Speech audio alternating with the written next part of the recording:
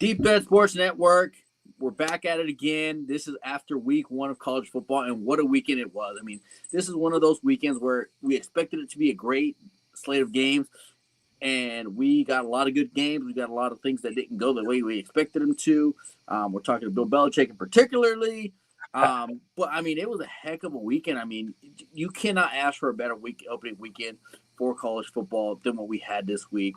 I mean, there was, right off the bat, we had Ohio State, Texas. You cannot, it doesn't get any better than that game.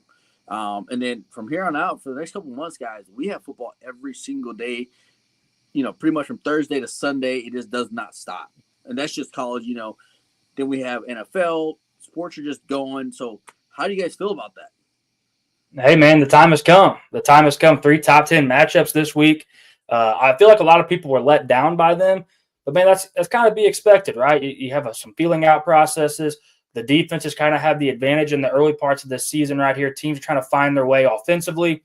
And with this new modern day in the transfer portal, you have a lot of teams with new faces trying to seriously figure out what they're going to be. I mean, practice is practice. That's one thing. But when you go and it's live and you're actually hitting each other for, 60 minutes, it gets absolutely chippy. It gets rough. And you find out who the tougher team is and the better conditioned team coming down to the stretch when the games are on the line. And I think we saw a lot of that this weekend. And, man, I'm just so happy college football is back full tilt. Brian, I know you're ecstatic too. What were your overall thoughts on week 1? Yeah, I agree with you for sure. I knew there would be some wrinkles to work out for each team, and we saw that in pretty much every game. But, dang, you don't get a slate of games like we had the last 3-4 days until damn near the playoffs. So that was so much fun to watch. Even all day Sunday, there was a big game yesterday, and also on Saturday as well, or on Sunday evening as well. So yeah, it was all it lived up to be. Unexpected, but also kind of expected at the same time. I thought they did a really good job with the scheduling of games. I mean, the big featured games were kind of all separate times. Like you said, we had some great games on Thursday, good game on Friday, great games on Saturday, good game on Sunday, good game on Monday. I mean, what more could you ask for if you're a college football fan? I thought it was spectacular. So I'm just ready to get into this thing. We have a lot on the episode for you tonight. Dave, I'm going to kick it back to you. Take us off. Absolutely. So right off the bat, a segment that, for those of us that weren't with us last season through our regular season games, we have our dog of the week. We have that every week, which is, might not be a guy that, they might not have won the game, but maybe he carried his team. Maybe he was the guy that made the plays that needed to happen. And again, it's not always going to be, an Arch Manning or, maybe not Arch Manning, based off what we saw this week, but, one of those top caliber guys. But this week, we got Haynes King, quarterback out of Georgia Tech. Boys, what made him dog of the week? Let everybody know why he's dog of the week and not anybody else out of all the college football players we saw over the weekend. He was the leading rusher in this game. He was the leading passer in this game. Not eye-popping stats from throwing the ball, 13 for 20 for 143 yards, but had 19 rush attempts for 156 yards and 3 touchdowns. Classic Haynes King game. He's going to put the team on his back whenever possible, and that's exactly what he did in this game. I mean, he was everything for that team this week, and it showed for sure. They got themselves a big dub early on in the season to kind of set the season right for them this year. So Haynes King is our dog of the week. There was a bunch of choices out there, so it was hard to pick, but we all decided to go with him here on the podcast. Do have an honorable mention. I'm not going to try to pronounce this guy's name. JKS, Jaron Kiwe Sagapolitele. I guess that was good enough. That's pretty damn good. I'm not going to lie to you. Cal quarterback. That's pretty good from a guy from the Midwest. Yeah, true freshman on the road against Oregon State. Was pretty much flawless. I think his QBR rating was in the 160s. He was 20 for 30, 3 touchdowns for 234 yards. You can't ask much better for a true freshman to start his first game on the road like he did. So we stuck him in here as an honorable mention, something we don't always do. Dude, he just made some big-time throws that you don't see freshmen make. I mean, seriously, there wasn't a throw on the field that guy could not make. And back to Haynes King. Haynes King just doing what Haynes King does, man. You feel good about your chances if you have him on the team to go win a football game late. He's gonna take games over and do what he has to do to will them to a victory. And that's why we show Haynes King respect on this show. you'll probably listen to some other shows, and some of these guys that we talk about don't get all the love. They just stick to the headline names, and we try to branch out here and be a little bit different. So one more time, we're going to let the dogs bark for our dog of the week and honorable mention. Good luck to Haynes King moving forward this season. Absolutely. And another thing that we also like to highlight, with dog of the week, again, like Colin said, it might not be the guy that you're hearing about on ESPN. But then we also like to talk about the teams that maybe are not getting as much love, as a team. So we also have this week, we got our near misses. So, games that were close that, are probably not going to be a headline, but it's just going to scroll across the bottom of ESPN. You're going to see it once. Right off the bat, we have North Dakota putting up a heck of a battle against Kansas State and Avery Johnson. So what did you guys see from Kansas State? I mean, is Kansas State not as good as we thought they were? We know they fell to Iowa State earlier on week 0 over in Dublin, I believe that was. So what did you guys see about that game? I don't know, man. Yeah, this to roll this out to you guys, this is a new feature that we're going to do on our reviews episodes, because last year we kind of just touched on the main games and then did our quickie segment. This year we decided we were going to throw in 2 more wrinkles real quick, but they'll be really brief segments, and it's called the near misses and the they gone segment. They gone means you were a top team and you got beat by an opponent you shouldn't have got beat by, and the near misses are you're a damn good team and you just squeaked one out. And this is a prime example of what a near miss would be. Kansas State was sweating all the way down to the wire. Probably damn near should have lost this football game. They got caught sleepwalking, and North Dakota just had that belief that they could stay around in the game long enough. So, yeah, man, this was a hell of a game for K-State. They had to go win it. Once again, I felt like Avery Johnson played okay. This wasn't on him. They scored 38 points, man. Avery Johnson led them down the field to go win this football game. It was a great drive from him. So I still like what I see from him. The rest of the team's got to come together. They're in shambles. Another game on this segment is Toledo against Kentucky. Toledo had 16, Kentucky 24. This was a near miss for Kentucky. Toledo just wouldn't give up, man. They just hung around and just kept fighting and kept scratching and clawing, trying to get them a dub. Just came up on the receiving end of a loss. So near miss for Kentucky. And the last one on the near miss segment this week is Jacksonville State 10, UCF 17. At one point in time, boys, Jacksonville State looked like they might go get a dub in this football game. You saw a really long weather delay, and I thought maybe it would cause some UCF issues. I was thinking maybe you lose some fans in that game. Quite a bit of them stuck around, so I'm impressed UCF hung on there. But, yeah, Jacksonville State gave them everything they wanted. So that is it for our near-miss segment. Dave, tell them what the last one is. So our last one is the day gone segment. So I'm sure a lot of you guys probably know what game this is going to be. This is USF, so University of South Florida, not UCF, knocking off Boise State 34-7. I mean, my fellow North Carolinian Byron Brown put on a heck of a performance. I was going to make a case for Byron Brown to be our dog of the week with everything I saw from that guy in the football game. Real quick, yeah, Boise State, man, this was just an utter failure from Boise State. Out of the playoffs last year, you come back hoping, and I think they were thinking that they were going to make a push again to make a run, and I guess they still can, but this is a hell of a hiccup on that schedule moving forward throughout the season. But, hey, watch out for Byron Brown and USF moving forward. That guy is the definition of a dog. Yeah, he was my third choice for dog of the week, personally. I was right there with you. And UCF or USF, I mean, this game wasn't even close.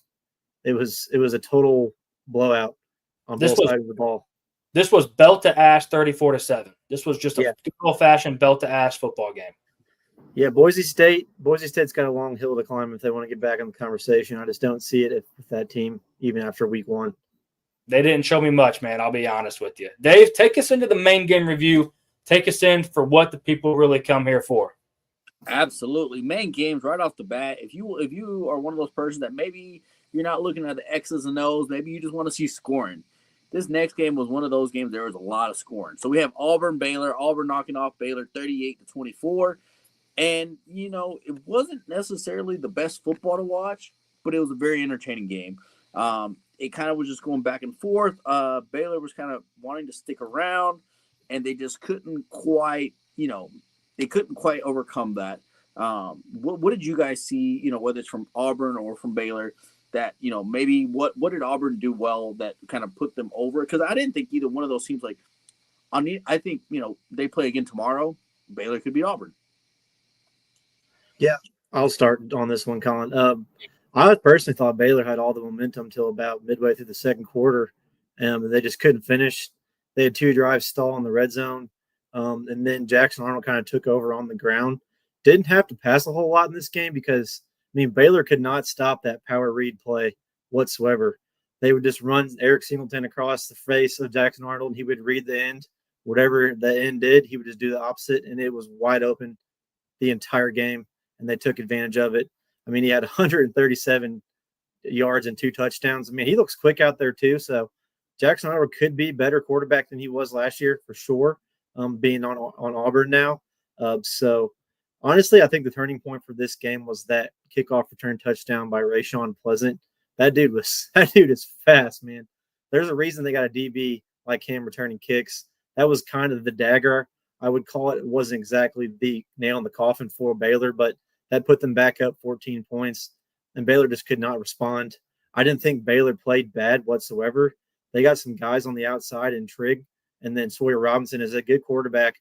Just need to put it together and get the run game going a little bit more, and I think they'll be fine. Decent showing against Auburn, but Auburn was just a better team, about the last 2.5 quarters. I want to give credit to Auburn for coming in because we talked on this show at length about how we had really bad feelings about what was going on at Auburn. We didn't feel confident in anything Hugh Freeze had going on.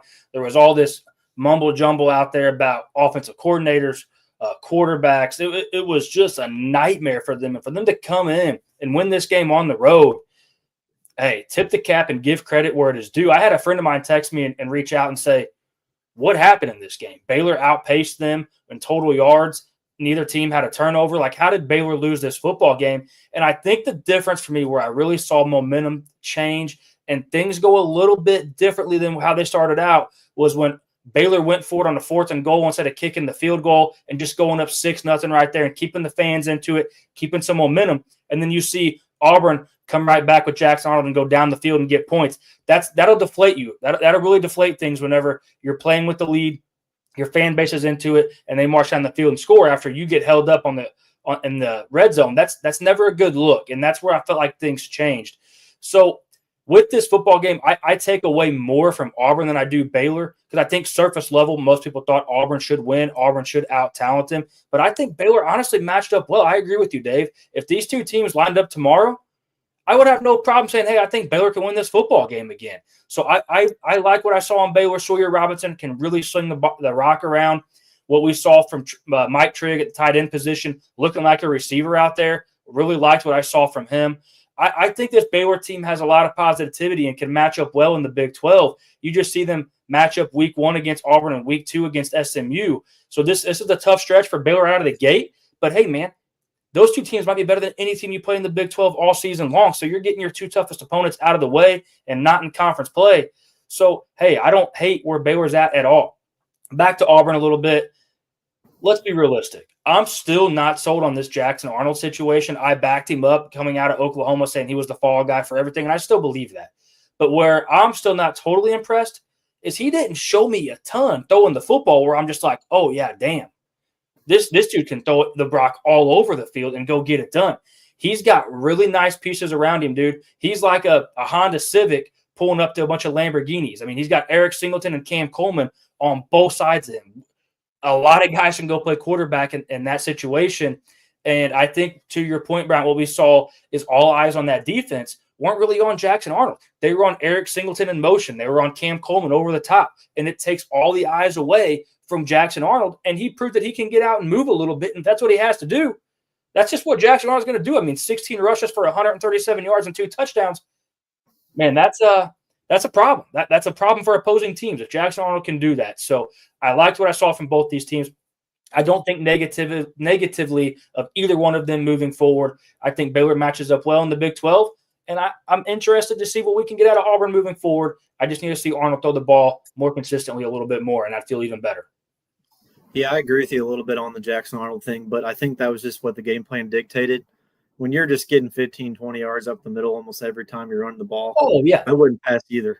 If it works, if it ain't broke, don't break it. I mean, I'm with you. I'm just saying when it comes to these SEC matchups when they're playing and well, I was going to say Alabama, but we'll get to that in a second. But when they're playing some of these better teams, like he's going to throw the ball at some point, right? Like there's going to be better defensive fronts than Baylor that can spy on him and get him to the ground and not allow 137 rushing yards. Yeah, you would have liked to see some more looks on passing the ball this game because it's slightly, I guess, a little bit easier opponent than you'll see week in and week out in the SEC. Yeah, you have Cam Coleman and Eric Singleton. I got a funny thing to add about Cam Coleman. Did you see he was wearing 2 diamond watches while he's playing? Dude, what is that? Yeah. He's either sponsored or he's got a ultra swag because that made me laugh. What are we coming to? What are we coming to, man? What are we coming to? Dave, what's the next game we got on the docket here, buddy? So next game, I think everybody expected to be very exciting, maybe high scoring, but man, it wasn't a bad game, but I think this was just a defensive battle. And I don't know if it comes down to, you have young quarterbacks on both ends. They couldn't quite produce. But, Steve Sarkisian is supposed to be, really big offensive mind, and I just did not see it. Or I don't know if Matt Patricia just really put up that great of a game plan. I mean, I'm gonna butt in there. Yeah, Matt Patricia did what most defensive coordinators cannot do. I mean, this guy. I don't know where I heard this. I wish I knew, so I give them credit. But I heard a really good statement somewhere out there where Matt Patricia used to scheme up defenses to go against top quarterbacks, right, in the NFL. Now all he's got to do is scheme up defensive plays to slow down 18, 19, 20-year-old college kids that aren't going to outsmart him. So I'll be the first to admit it. I was on this show it might have been the preview episode of this particular football game. And I talked about, hey, let's not forget that Jim Knowles is no longer there as the defensive coordinator, and it worked really well for them long term. Mm-hmm. I think they're just fine. I mean, I think Matt Patricia proved that it was just fine. One thing in this game, too, is Steve Sarkisian's taking a lot of heat, and I get it. You're the head coach, and you're this offensive mind, you're this offensive genius. So I get why he's taking some heat. But, fellas, I'm here to tell you, he schemed a lot of guys open. I had a conversation today where somebody told me, hey, I wasn't impressed with Sarkisian. I'm sorry. I'm indifferent on that. He schemed a lot of guys open. We just saw Arch Manning not make the throws. Like there was a lot of throws that he just didn't make. And I'm not going to sit here and rip on Arch Manning, dude. We talked on this show how this could be a concern, right? You're your first time start. You're going into the shoe. You're going to play Ohio State, just won the national championship. There is nothing that can go possibly right, honestly. It's only going to be things go wrong. And when the bar is set so high, we talked this into oblivion on this network. When the bar is set so high, there's only one direction you can go. Unless you go win the Heisman or the national championship or both, there's only one direction, and it's down. So that's what you saw from Arch Manning here. And the only thing saving Arch Manning from getting talked about in the headlines even more is the absolute belt-to-ass Bill Belichick took last night. Otherwise, you would hear Arch Manning again today more than what you did. So, I don't know. I wasn't impressed. But on the flip side, I wasn't impressed with Julian Sayin. Like, Julian Sayin has more weapons to throw the ball to than Arch Manning does. Like, in all seriousness. And I wasn't really impressed with him either. I thought there was a case to be made that at one point in time, Texas's offense looked better than Ohio State's. Not saying much, but they did. I mean, like, they really honestly did look better at one point offensively, but neither team was moving the ball. I think this is where you really take a step back and you look, and defenses have the full-blown advantage early on in the season, especially week one. And I think this was just too big of a moment for Arch Manning. I think it was too big of a moment for Julian Sayin. They just happened to be on the winning side of this. That's all this was. I think this could have went either way. I think you match them up tomorrow again. I think it could go either way. I think you put Julian Sayin down there at Texas for an away game. I think this goes to Texas. I think this truly just came down to first-time true starters taking over the keys to Ferraris and not really knowing what to do with it at the moment. And I don't know. I think the difference here, too, for both teams is where they struggled is Texas was 5 for 14 on third down. Ohio State was 3 for 12 on third down. Texas 1 for 5 on fourth down. Ohio State 1 for 2 on fourth down. I started chuckling because I remember Bryant texting in our group chat in this game. Both teams had turned the ball over near the 50 on turnover on downs. And Bryant just texted and was like, our over bet is absolutely cooked. And, dude, it was cooked. When both teams had the ball in plus territory and couldn't move it, we knew we were in deep shit. So I thought the O-line for Texas struggled against this Ohio State front. I thought the Texas receivers really struggled to get separation. So I think there's a lot of growing pains, and that's to be expected when you have young guys. Not, I guess Arch isn't as young, but when you have first-time guys going out there and getting it done in a top-tier matchup like this that the whole country was tuned into. Yeah, this was definitely a defensive-driven game for sure on both sides of the ball. Agree with everything you said about Arch Manning. He left a lot out there, but I personally think that was probably to be expected more than it was to be not expected. The hype was so big for him that they expected him to be Tom Brady going out there just slinging for 29 for 32 and 3 touchdowns. That wasn't going to happen. It's just it was too big of a game, and Ohio State's too good. So I knew there was going to be some hiccups, but I really did think he played fairly poorly. Didn't really use his legs as much as we've seen in a couple of starts last season either. But I think that was credit to Ohio State's defense too. And on the other side, I agree with saying, even Jeremiah Smith really didn't look that good personally. He had a few drops, started getting going there in the second half, but they weren't big plays. The only really big play was the deep ball to Carnell Tate, and it was way underthrown, and he had to make a play there to juggle it and catch it in the end zone. The only real player that impressed me, and his name is slipping, the number 13 receiver from Texas, Weddingstone, something like that. Yeah. He looked really good. So other than that, it was a pretty vanilla game on both sides of the ball. Ohio State just came out on top. But I will give a little credit to Texas. They had a drive there in the end to go and tie the game. Didn't work out, but if you asked me where they'd be early on in the third quarter when it was 14-0 and Ohio State had all the momentum, I thought they would have no shot to come back, and they were right there. So they have some things to build on. Obviously, this was a really, really tough game, week one for any team, especially even the number one team in the country. So they didn't fall very far in the polls. So I still expect a good season for Texas. This comment is incredible. At one point, we got a comment coming in from Ron. At one point, Arch had more commercials with him in it than he had completions. And that is honestly so true. The receiver you're thinking of is Livingstone. And, yeah, I was impressed by him. He kind of took a step up that nobody really expected to see it, I guess, when you have the names like Wingo and Jeremiah Smith and Carnell Tate and Max Clare and all these names on the field. You didn't think you were going to hear Livingstone's as much. But the last thing I have on this game, too, is I thought both coaches were so afraid to make a mistake with that young quarterback that they called such a passive-aggressive football game. And I think it put them both in a very vulnerable position. I expect both teams to kind of open the floodgates and work on things moving forward. I don't think it'll stay like this for long. So anxious to see where things go for both these teams moving forward.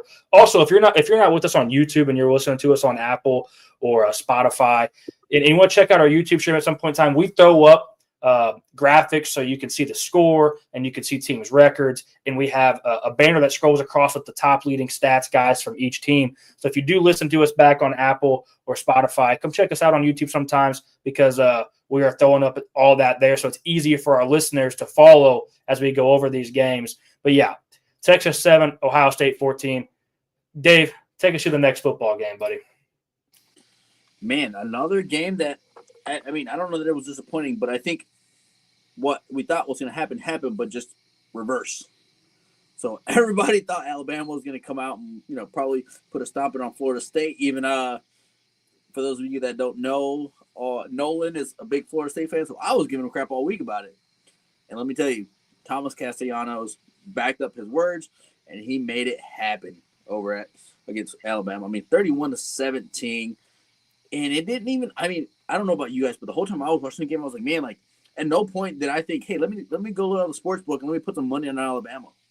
Nothing about that game ever gave me any kind of confidence to bet on Alabama. I'm laughing because I did, but I knew I should have known better. So I did what you said to not do, and I did it anyway and was really, really dumb.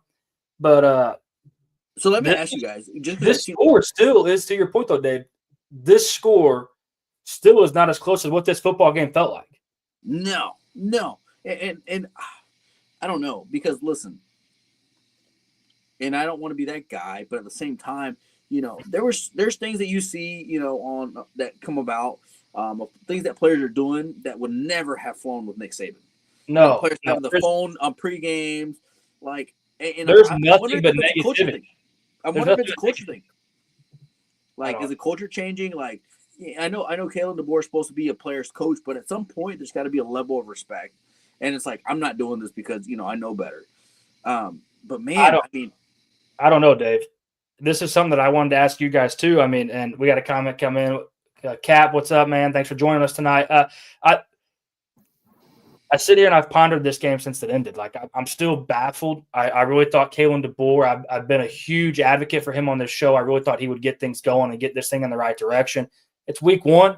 I don't want to overreact, but like, I would say this is the biggest conversation that I've been asked from buddies or anybody that I talk to about sports is what's going on with Alabama. And Brian, I'm going to kick it to you and kind of let you dive into this first, but I'm absolutely speechless still that this is the result that we have. Credit to Florida State. All credit due to Florida State and Thomas Castellanos. And yeah, to your point, he talked a lot of shit and he backed it up. That's for sure. Brian, I mean, take it over, man. Honestly, I'm giving the most credit to Gus Malzahn. This was a masterpiece. This looked like an old 2013 Auburn team where Nick Marshall running the ball and Trey Mason out of the backfield and quarterback making plays all over. He just knows how to get misdirection and make the defense miss and go the wrong way, and it was there all game. I still am not 100% a believer in Tommy Castellanos. No. Last year still is in the back of my mind. Yeah, he played out of his mind in this game, but he really wasn't the greatest passing. He was just making some crazy plays with his legs, and they were scheming up so many wide open players that he didn't really have to do a whole lot to make it happen. But that's what good teams do, and they looked like a great team this game, even on the defensive side of the ball. Ty Simpson's getting a crap ton of hate on here for how he played. Personally, I didn't think he played overly bad. Yeah, his percentage wasn't good, but he was running for his absolute life the entire time. And credit to Florida State's defense for that. But yeah, I agree. This score is a lot closer than it actually was, in my opinion. So another thing on the offensive side of the ball for Florida State, Mekhi Danzy, dude, that guy is so quick. He's the conference record holder in the 400 in the ACC is what I heard on the broadcast. So to have some guy with that speed on your team as well. Florida State looked experienced, even though they're really overly not that experienced. And they looked big and up to the task on both sides of the ball. So credit to them. I think the most credit, like I said, needs to go to Gus Malzahn. Yeah, Alabama has a bunch to work on, but I think Florida State just went out and beat them. Personally, I don't think it was Alabama didn't play that great at all, but Florida State played a perfect game. What blows my mind the most, I think, is that coming into this game, Alabama was one of my personal favorites to go win a national title. Like, I had Alabama, LSU, and Georgia kind of in the same conversation for me, and it's because they have a top 5 talent roster in college football. Like, what happened? Like, they just looked out that Florida State looked more physical. They looked faster. They looked bigger. They looked stronger. They looked more conditioned. And when Bama went straight down the field, right down the field on their first drive, I was like, oh shit, Ty Simpson's for real. Bama's for real. This is about to be an absolute rout. Florida State answered. Bama didn't score again. Bama didn't score again. And then again. And I was like, oh my God, this is actually really going to happen. I mean, and shout out to the fans. Made it a hell of an environment. And like we said a second ago, shout out to Castellanos for doing what he had to do to go win a football game. But yeah, man, Gus Malzahn deserves all the credit in the world. He is the reason they won this football game. Bama's defense allowed 230 rushing yards. That is not Alabama football. That's the biggest issue. That is not Alabama football. I know they had their big D tackle out in this football game. Do I think it changes 230 yards? No. Do I think it gives them a better chance? Probably. But that's easy to say at this point in time, right? I mean, it couldn't have hurt. So I don't know. Also, too, Ryan Williams. Are we giving Ryan Williams too much credit? Is Ryan Williams really actually not a top 3 receiver like people are talking about? Because really since like through half of the first half of the season last year was when he was really electric. And kind of since then, the Ryan Williams thing hasn't really been up there with some of these other guys. Like, we should talk about Jordan Tyson and guys like that more than we're talking about him, I think, at this point. His teammate Jeremy Bernard was way better. Jeremy Bernard was an absolute monster. He was the best part of Alabama football this week. 8 for 146. I mean, he was the best part of Alabama football. Now, I want to circle back before we move out of this football game. Ty Simpson, to your point, Brian, is taking all the heat for this football game, and I don't understand it. Do I think Ty Simpson looked like a world beater? No. But this was also Ty Simpson's first time taking over a football team as a starter, going into Florida State. And I thought he evaded pressure extremely well. Like Florida State realistically probably should have had like 8 to 10 sacks in this football game. And you see Ty Simpson break sacks, running for his life, like you said. Now, here's where Ty Simpson really struggled. When he was on the run, he was shitting his pants, and I get it. He was throwing the ball in the dirt in front of guys. He didn't run one when he should have ran on a 4th down, and he had an easy pickup for a 1st down to move the chains and keep the drive going. The next drive, he comes back and runs it on the 4th down, probably because he just got talked to about, hey, if it's there, take it. And the next drive on 4th down, he tries to take it and gets absolutely lit up. Just growing pains, man. That's what's going to happen. I think what really failed you is your defense allowing 31 points against Florida State.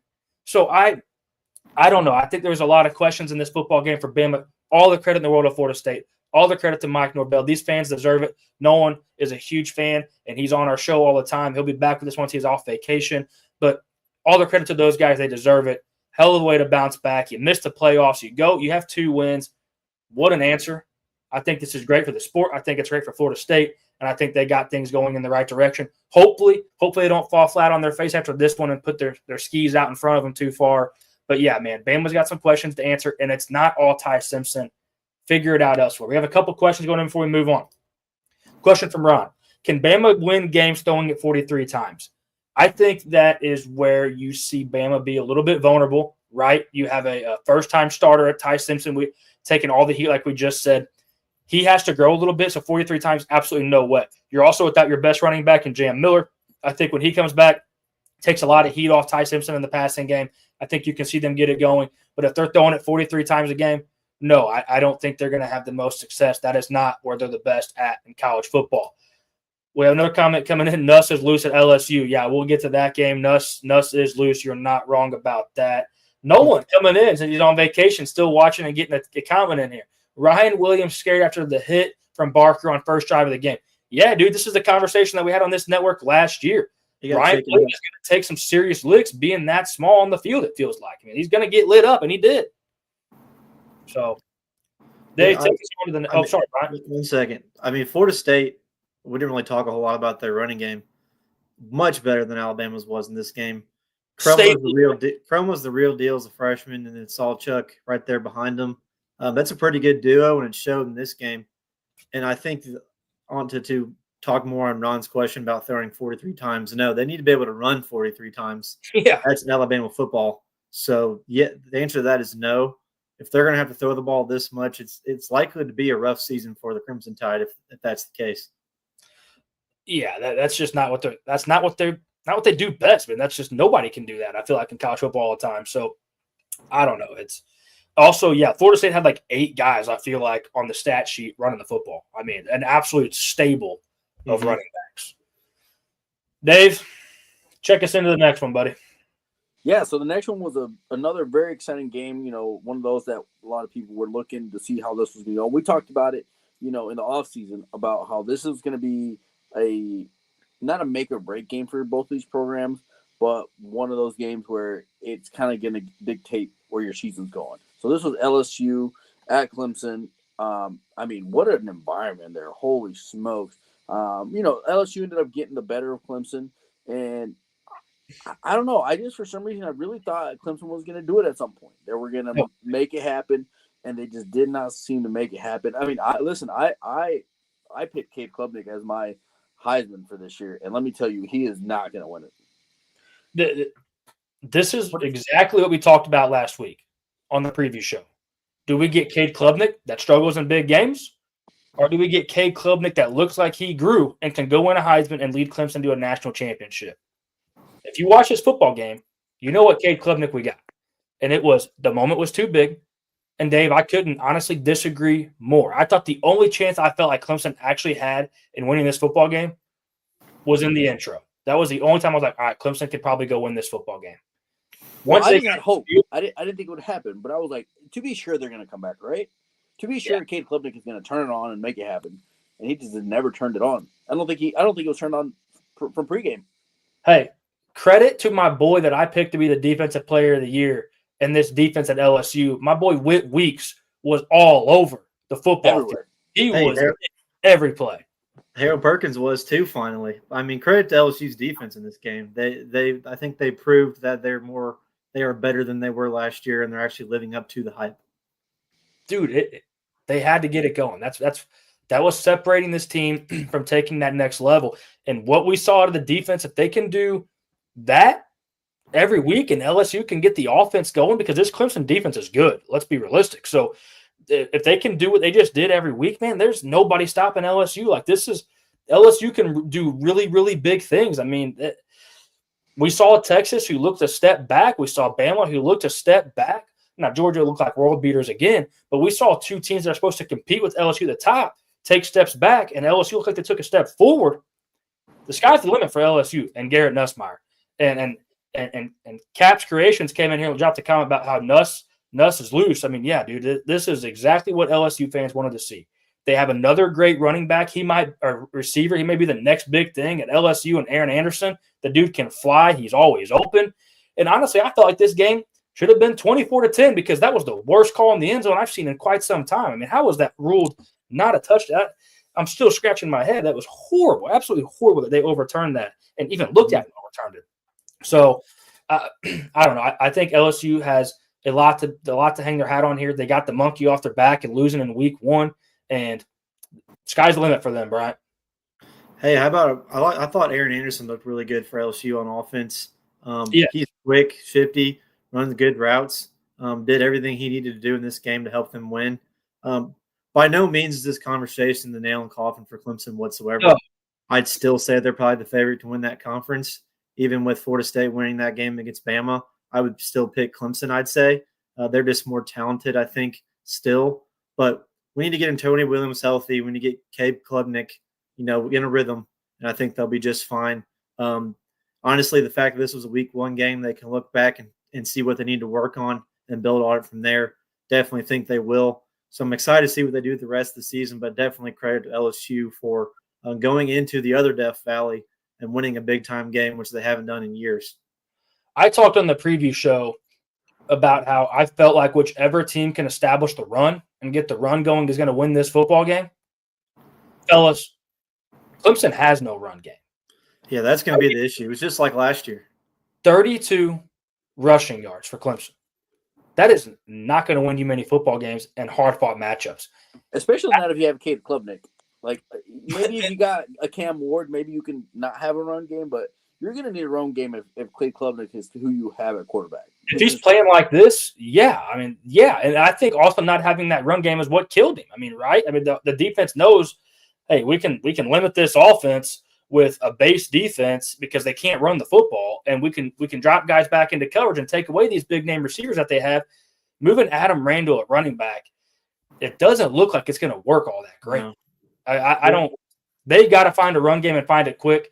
Lucky for them, this is not me taking a shot, and I know no one's listening to us tonight, so he may not like this, but yeah, I mean, Florida State is looking like they're going to be much improved, but it is good for them that they are in the ACC, because a lot of their opponents, they're going to outmuscle, outmatch, and just be better players all over the field. So that helps them a ton. But man, to make strides in a playoff and make a playoff run like everybody that covers college football was thinking they were going to do, they got to find a run game and find it quick. Absolutely. And it made it easier on LSU because they would just spy on Klubnik, stuff it up the middle because they weren't running, and then make him force him to go outside, whether left or right. And one of the linebackers was right there every time, either tackling him, pushing him out of bounds, or making him throw over the top on a scramble pass. So if they can't get the run game going, this is going to be like this every game. So they're going to have to figure something out. We had a question come in here from Nolan that I want to talk about real quick. Let me get all this off the screen, and then it'll take us right to our next game, actually. Nolan comes in here and asks the question, is Clemson still your favorite in the ACC, or is it Miami now? Honestly, for me, I'm going to stick to it. I think it's still Clemson. And what's crazy is when we did our ACC win totals and we made our picks, I was the only one that actually said Miami because everybody had said Clemson. And the more I thought about it, I was like, no, this is Clemson. It's a layup for Clemson. They're going to win the ACC. This is an absolute boom or bust season for them to win the ACC and go get a top 4 seed. I still think it's Clemson, Nolan. Miami makes one hell of a case, and we're fishing to talk about that game here in a second. But I'm going to ride with Clemson still. I think that they have a better foundation. And I think when it shakes out to it, I think coaching comes into play here big for me. I'm going to talk in this next preview about how I thought that Mario Cristobal made some mistakes in that game to allow Notre Dame to hang around. So I'm going with Clemson. Yeah, I think that has a big part to do with it. I'm right there with you. I think it's still Clemson, but Miami is definitely inching closer earlier than I thought they would. Yes, they are. See you, Ron. Thanks for joining us tonight. Go get that NFL draft done before the season kicks off. Thanks for the shout out on the great show. Hey, make sure you guys are liking, subscribing, telling all your friends, hitting that alert button. We got a lot of good stuff for you here. Dave, spoiler alert, we just did it. Take us through this last game here, buddy. Yeah, so last game was another good one. Again, we had a lot of good games this weekend. We had Notre Dame at Miami. That was a game that was, I'd say it was more entertaining.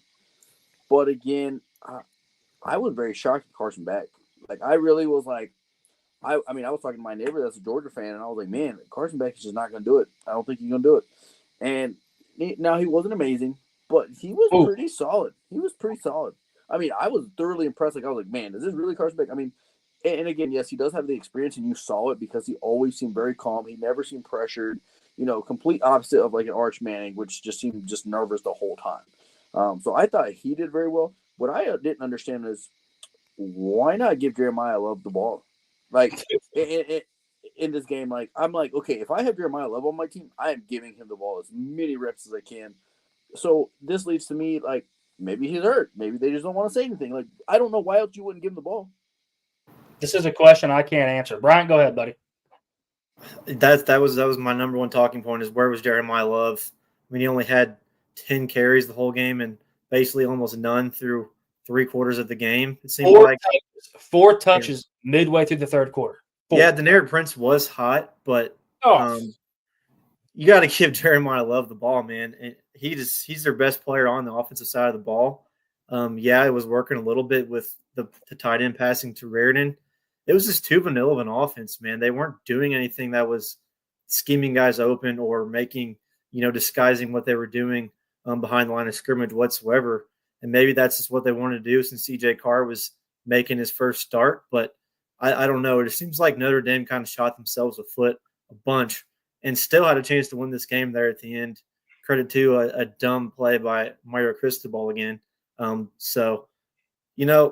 not out on Miami or not out on Notre Dame. I'm really not any more impressed with Miami personally either. So I'm going to see. We'll see what happens. But credit to Miami. They made the plays. Unreal catch by C.J. Daniels for that touchdown. I mean, that might be catch of the year already in week 1. But Notre Dame just could not put it together, and they just looked very predictable all game on the offensive side of the ball and really couldn't, get this big stop when they needed to on the defensive side either. That catch from C.J. Daniels for the touchdown took away an interception for Carson Beck. That was 100% a panic. Throw it up. Hope my guy goes and gets it, and he did. Spectacular, spectacular catch. There was a lot of questions for me in this football game. One of the big things that I saw from Notre Dame was the same offense, man. It was some Mickey Mouse BS offense. Every throw was behind the line of scrimmage, or it was a screen on the line of scrimmage. Like, everything was the same. And that's why you saw the interception that you saw, because everybody in the stadium at that point knew that it was going to come again at some point. Why would you sag off the receiver? Press up on his ass, know the screen's coming at some point, and go get it. It's exactly what you saw happen. And then after that happened, you see Notre Dame change things up in the pass game a little bit. They're like, oh, well, I'm calling too much of the same shit. I need to change it up a little bit here because I'm coming really predictable. I was semi-impressed with CJ Carr. Hell of a way to play bad. Did not play bad. No. He was probably the best first-time starting quarterback that we saw of the games that we're covering right now. I think he played pretty damn good. Once they took the leash off and let him go do it, he looked really good. Now, he needs to understand, slide, son. You took an absolute lick, and he dropped his head, and he's lucky didn't get airlifted off the football field because, he went in neck down on a defender and got absolutely licked. That hit scared me. I thought that he was going to be pretty hurt, and he wasn't. So I think that is a concern for me moving forward, that he needs to realize I don't have to be a hero. Just take what they're giving me. And he ended up doing that. And this is my problem with Mario Cristobal yet again. You allowed Notre Dame to get back in this football game because you allowed your defense to play this soft-ass coverage and allowed Notre Dame to go get 7 yards, 7 yards, 7 yards, 7 yards, and move it down the field, score.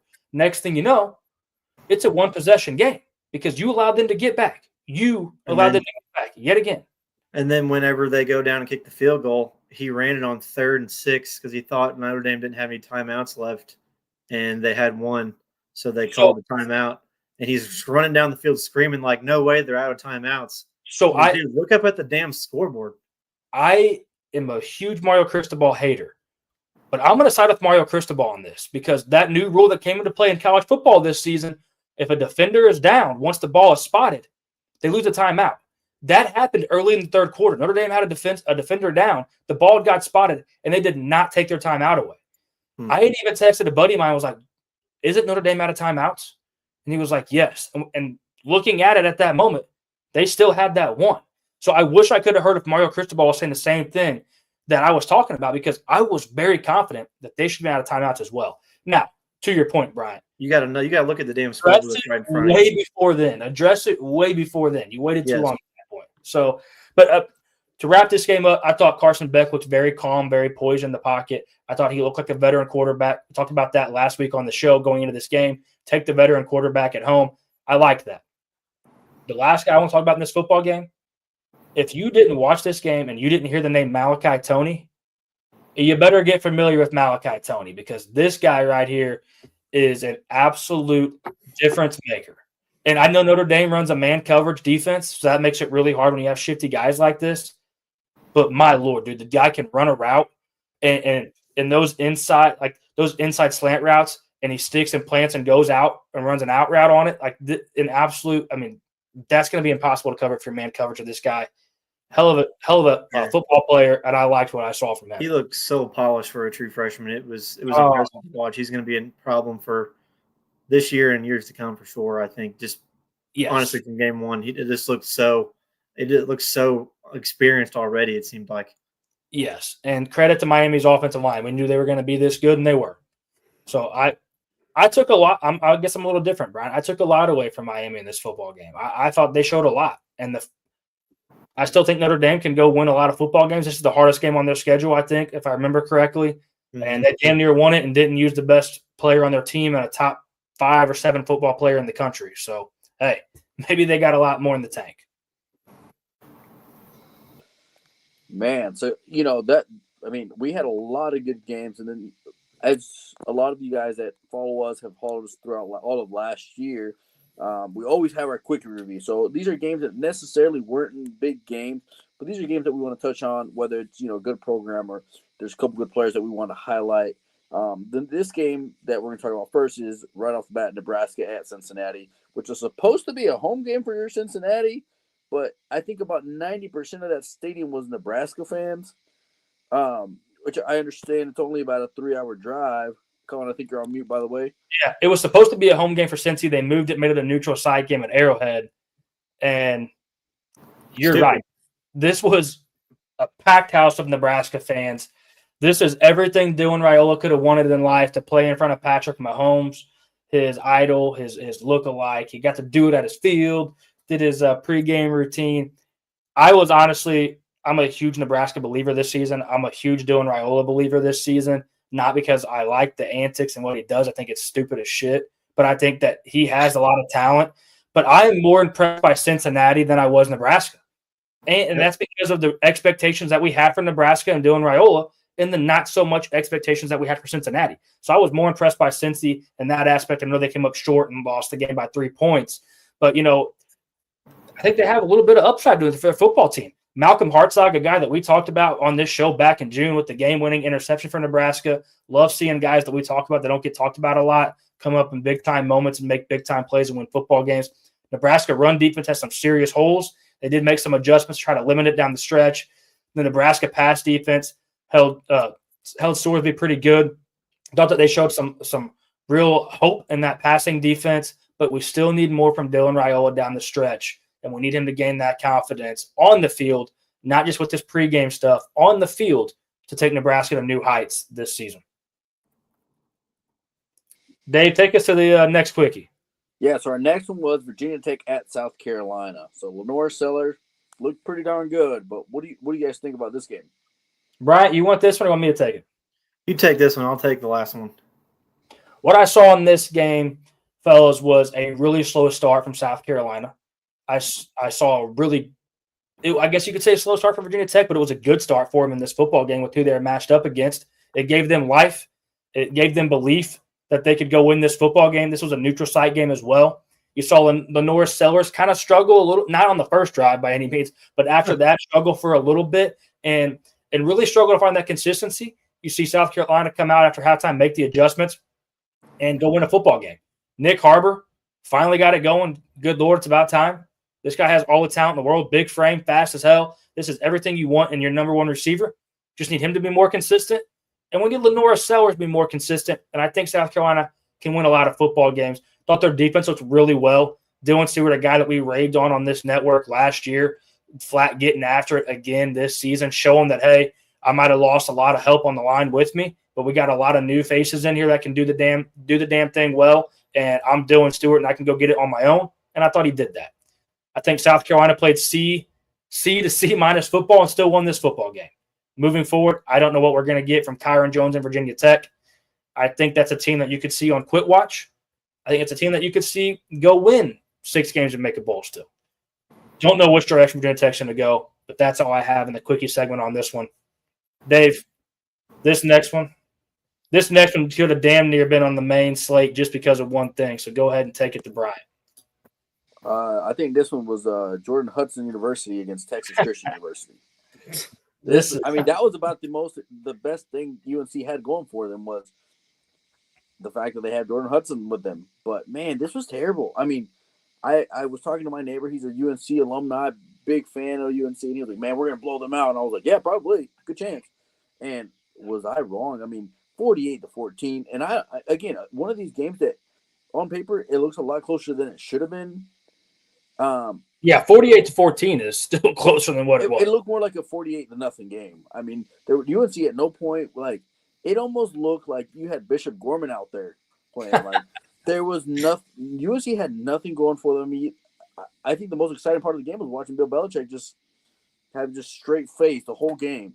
And like Bill Belichick, man. I mean, Josh Hoover did play well, but man, I mean, I didn't see anything positive from UNC. Like if I'm the athletic department, I'm like, man, this is what we pay money for? Yeah, this was I mean, they literally got Bo Race and outmatched at every single position. Turnovers, special team miscues, could not run the ball. I mean, the only really thing, I think they're going to have to make a switch at quarterback. Gio Lopez looked really bad. And I can't remember his first name. Johnson came in. Max Johnson looked okay. Granted, it was in kind of garbage time, but they got to try something because, I mean, they had nothing going for them. I was wrong in UNC. I thought they had a pretty good transfer portal and a group of players coming in that would play better for an experienced coach. And, I mean, Steve Belichick, Bill's son, is not a bad defensive coordinator whatsoever, but didn't look like it in this game. And they have a lot of question marks going forward. I don't really know where the answers are on that team to make it better than what it was last night. 3 quick hitters on this, and then we'll move on. Bill Belichick might fire his son. Gio Lopez wasn't used right. He's a dual-threat quarterback, and they didn't use him the correct way. Yep. And I forgot the third point. Doesn't matter. UNC got absolutely paddled the ass this whole entire football game. So, good luck. Oh, the third thing. Got it. Just came back. This team's on Quit Watch. Calling it now. I got one thing to add that I thought was pretty funny. Did you see you know how the schools give the guys in the booth that are calling the game on ESPN, whatever, like a depth chart and how to pronounce their names and stuff? Did you see UNC's? No. It literally just said quarterback, running back, wide receiver. It didn't have any players. Welcome to life of Bill Belichick, man. Maybe they don't even know who they have. I'm a Patriots fan. I did it for years. This is the life with Bill Belichick. Hey, doesn't celebrate when they score. Doesn't get mad when they're down 50. This is just Bill Belichick. Hey, I heard that he just did it so old girlfriend could get free tuition. That's what I heard. They still might. Still might. The last thing that we're going to cover on this episode is we're going to review the Book It segment. Dave, I'll take this one because we're just going to roll through it pretty quick here. Book It segment in week 0, we were 1-2. Book It segment in week 1, hey, we were 6-4. And I'm here to tell you right now, I was taking heat from a lot of people that follow our show and follow our bets. They were talking all this shit that we were losing and all this. We came back and went 6-4, and now we're 7-6. So I don't hear you guys in my inboxes right now when we got back on top. Don't ride with us in the end whenever we're making you money and we're all the way back. So the first game that we had on the Book It segment was Florida Atlantic versus Maryland under 60. That was a cash. The next game that we had on there was Temple versus UMass over 48. That was cash. That one did get a little dicey. That one looked like it was going to be a layup, and then we had – it was like 37 points at the first half or something, and we had like a stretch of a whole quarter where there was like no points. We're really sweating that one. The next one was the loss on the docket. We had ECU versus NC State, minus 14 for NC State. What happened in that one? NC State was up like 17-7 or something at half and just never found it. What'd you have, Brian? It's in North Carolina schools, man. They just don't know how to play football. You just don't know how to play football, Dave. Get them in line down there. The next game that we had on the docket was a win. Jacksonville State plus 21 versus UCF. That one was as free as it gets, I felt like. The next loss that we had was Cincy versus Nebraska. Nebraska minus 6. That was a loss. I felt like there was a real chance that one should have been a winner because Nebraska just blew it. I guess they just blew our money right out of our pocket. This next one had never had a chance in hell. Texas versus Ohio State over 47. This one never, ever had a chance. Brian, on the third drive of the game, you're texting me telling me it's cooked, and it was cooked. I wish we could go back and eliminate a pick because I was looking like 30 minutes for a kick, and there was massive money on the over, and I was like, this game's going to go way under. Way under indeed, buddy. It was not close. That was one where it honestly felt good. Like you were just into the first quarter, you're just like, well, I'm not going to win this one. I can move on. The next loss that we had and the last loss of the week for our fourth loss was Alabama minus 13 versus Florida State. We're gonna throw a wrench at no one here a little bit. All right.